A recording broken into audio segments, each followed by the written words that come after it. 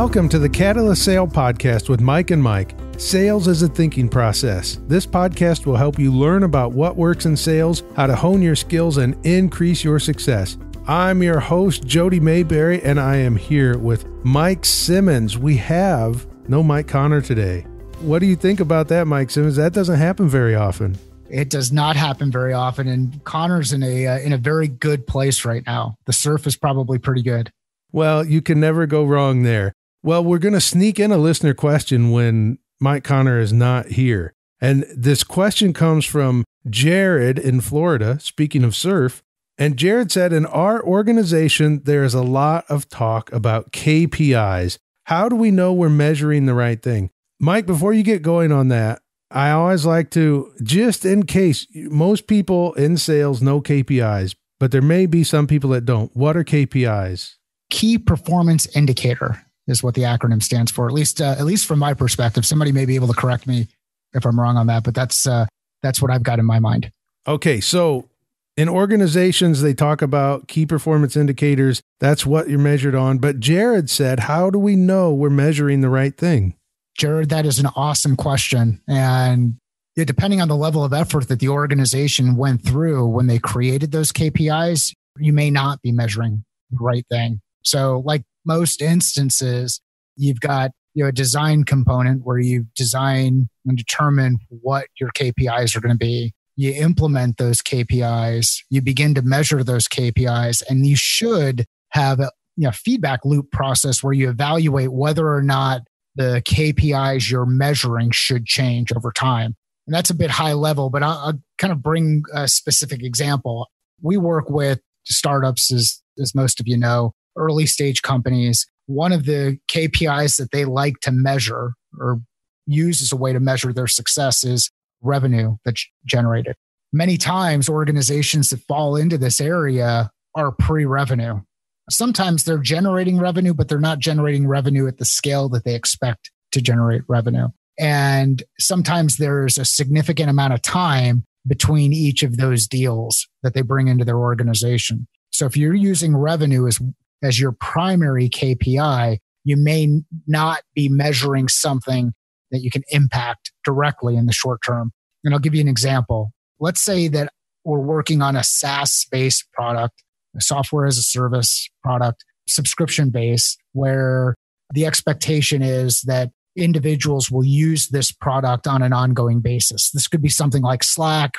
It could be something like some of the other products that we've discussed on previous podcasts. But if I've got this product, one of the things I want to measure is, are people coming in the door? Do I have people who are actually coming in and using the product? If I'm getting people to the point where they're coming in the door, and that coming in the door means that maybe they're just hitting the website, then I go to that next level and I say, beyond those who are hitting the website, how many of them are actually registering? How many of them are subscribing to my service? Once I've established my subscribing to the service number, then I look at how many people are consuming content. How many are actually using this thing that I'm delivering?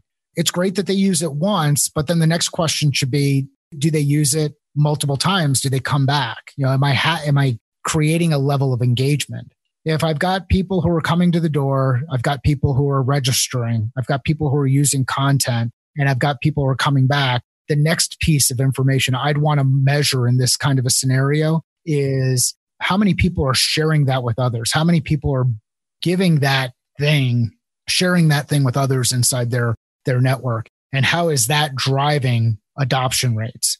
So these are all very important metrics to determine the viability of a product that you have in the marketplace, but aren't necessarily revenue generating metrics. They might be tied to revenue depending on how you charge for that initial registration, or if you've got some kind of a freemium model. But on the KPI side of things, in a scenario where I hear people focus primarily on revenue, usually what I ask them to do is take a couple of steps back and start talking about what kind of behavior do we expect to see that will someday lead to that revenue. Now that you're not accountable to somebody above you, you're at the head of a startup now. So I'm still accountable to my wife. Okay. That is a fact. But when it comes to sales, I know you're accountable to bring home money to buy groceries. But at work, the job that you do every day, you can measure anything you want now. So what are you doing to measure your individual success? That's an awesome question, Jody, and one to be expected. So we look at a couple of different things. We fall into the trap of revenue. Revenue is what is the lifeblood to the organizations we work with. So that's the ultimate measure of success. Are we delivering revenue into the organization? And depending on the client that we're working with, the type of revenue that we're delivering can be measured in different ways. There are some organizations we work with who are a bit more transactional, and there's an expectation on the amount of revenue that will come in time over time. In others, there's longer sales cycles. So measuring revenue doesn't really align, or is not a key piece. What we do though is we'll use tools like Salesforce or HubSpot. Slack, as an example, provides some metrics. And we'll look at some of those metrics to see what kind of engagement do we have across the team. When we're sending messages in Slack, are we seeing responses? Is the team engaged throughout the day? We've got some folks who work remotely. We've got some folks who work inside of an office. We will also measure, and I try to stay away from these, but we'll measure some of the other tasks, activities like number of emails that go out in a given day, or number of phone calls that are made in a given day, or number of tasks that are created in a given day. Some of those metrics don't tell the complete story, and they may end up driving behavior that you don't want. So this is an instance where I get into the discussion that we'll have with clients frequently. Be careful what you measure, because there may be some unintended consequences associated with driving that behavior.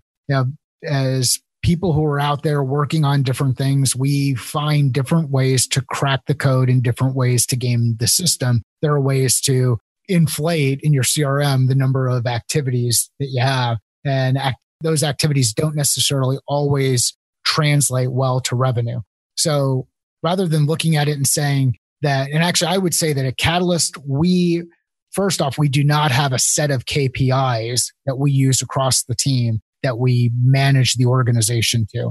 We're just not that far along in our journey. It hasn't made sense for us to do that. We get more information interacting with our team and getting the direct feedback from them on what's working in the marketplace, how things are working, because in many of the instances, many of the organizations we work with, we're still in that code cracking mode, which is how do we identify appropriate product market fit? How have we validated that product market fit? How have we validated who the right consumer is of this thing that we're delivering? Once we've cracked that code, how do we set things up for scale and make sure process is implemented properly? So, Jody, I don't know if I answered your question completely, but there are good things that you can do when it comes to measuring inside an organization, and there are some bad things that you can do when measuring inside an organization. So as a leadership team, you should always evaluate those measurements and make sure that they are impacting some component of the success of the business. If they don't align back to the business, you might be measuring the wrong stuff. Well, you mentioned that what you measure can end up setting yourself or the organization up for bad behavior. And Dan Tyre from HubSpot, he said that it can be 1 year out from when you initiate a relationship before you get to even talking about a sale. In my personal experience, I found easily it's 9 months. When you start a conversation, easy. It can go 9 months before it gets somewhere. So how do you measure something so soft like that without setting yourself up for bad behavior? Yeah, I think that you get back into traditional funnel activities. So you say, okay, top of funnel, I need to have these kind of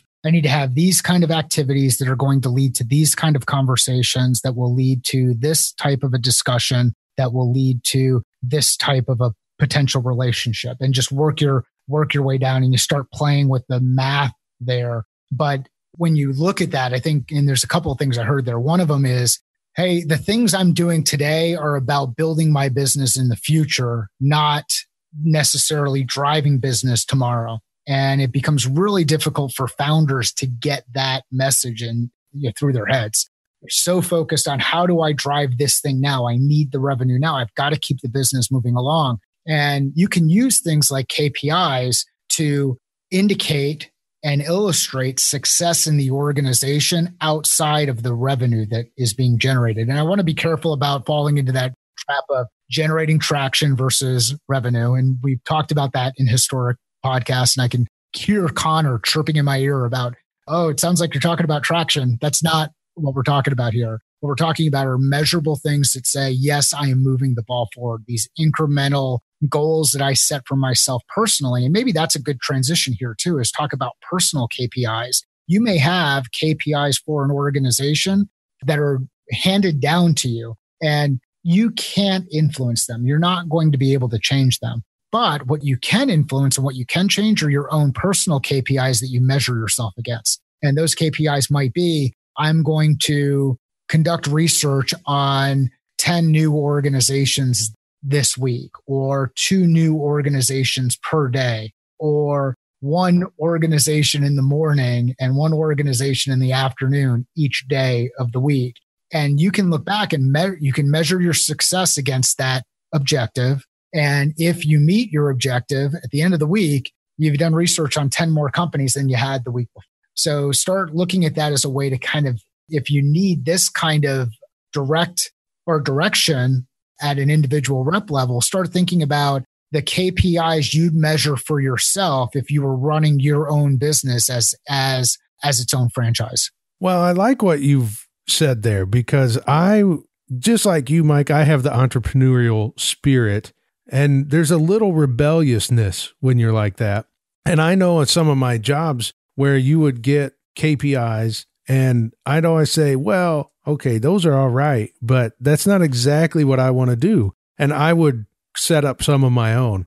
But I think you have to be cautious with that. Can you give us some counsel on if you're going to set up your own independent? I think you want to make sure they still move you towards what your organization is measuring success by. Can you give us some insight into that?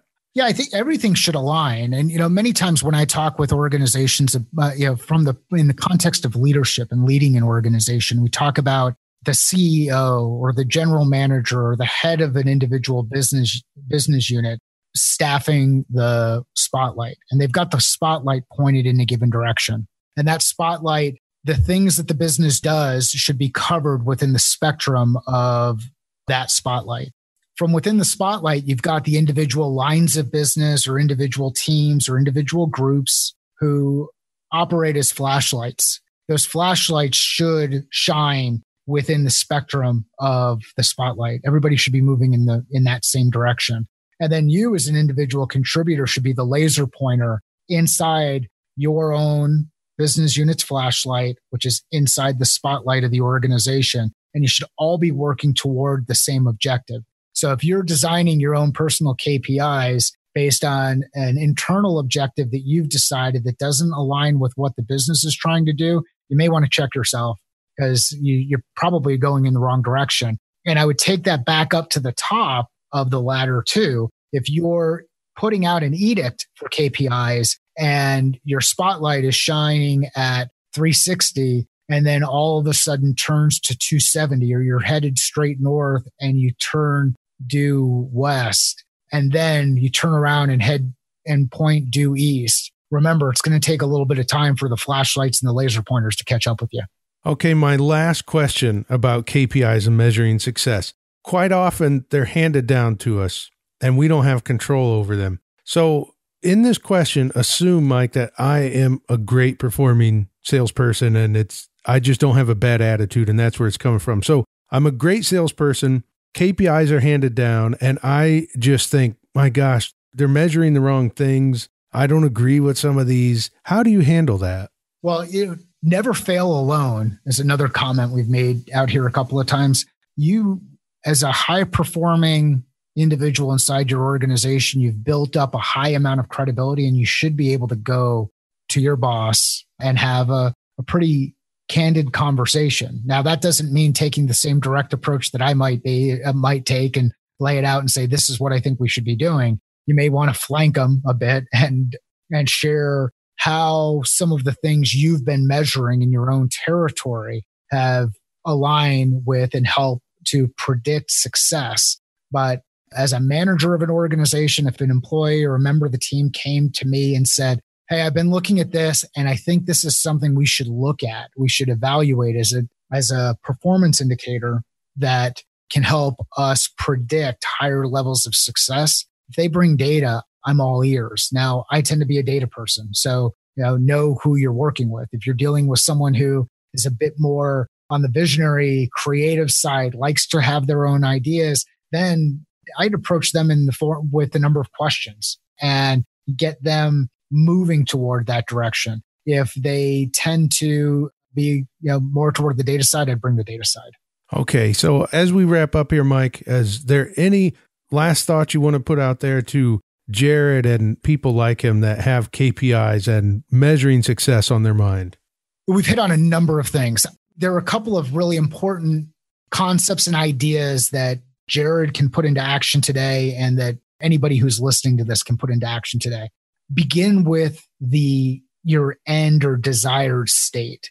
Put yourself in the shoes of your customer. Put yourself in the shoes of the end user of that product. Put yourself in the shoes of the person that's all the way down at the end of the stream and work your way backward. If what I know is I need to have in a SaaS-based product, I need to have a high level of engaged users who come back and use the product on a frequent basis, and they help me bring new users into the product, then measure based on that. Measure, things like engagement, things like sharing, things like number of times that someone comes into the platform. Bringing it back to onto the sales side, I would look at things and say, how many deals do I need to have out in my pipeline over a 12-month period in order to hit my number? If my number is $1.5 million number, and I feel pretty confident that I'm going to be able to close, that my average deal size is somewhere in the neighborhood of $500K, I know that I need to close 3 of those deals in order to hit my number for the year. So one of my KPIs that I would have for myself is I need 3 times whatever the number is to determine how many prospects I would be working with in order to get to 3 deals. So let's say I close 20% of the opportunities that I'm working on. I've got a 20% close rate. I would need to have 15 $500,000 deals out there in order to be comfortable that I would hit my $1.5 million number later this year. So you've got to do that personal math. So personal math, be detailed in the numbers, make sure it aligns with what you're looking to accomplish, and constantly evaluate whether or not those are the valid numbers you should be looking at. Take in new information and adapt. Well, thank you, Mike. And if you have a question you would like Mike and Mike to answer on the Catalyst Sale podcast, send an email to hello@catalystsale.com. If you want to check out what we're up to at Catalyst Sale, visit catalystsale.com. Thank you, Mike, for a great episode, and thank you for listening to the Catalyst Sale podcast.